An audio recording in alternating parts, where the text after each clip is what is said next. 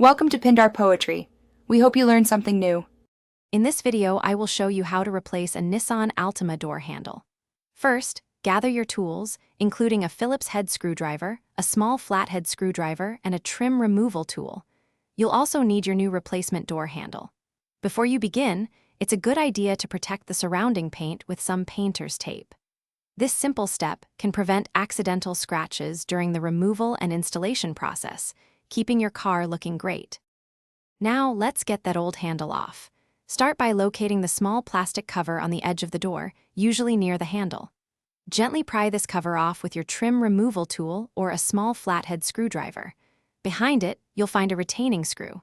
Use a T20 Torx bit to loosen this screw. You don't need to remove it completely. Once loosened, slide the outer handle assembly forward and carefully pull it away from the door. With the old handle removed, installing the new one is straightforward.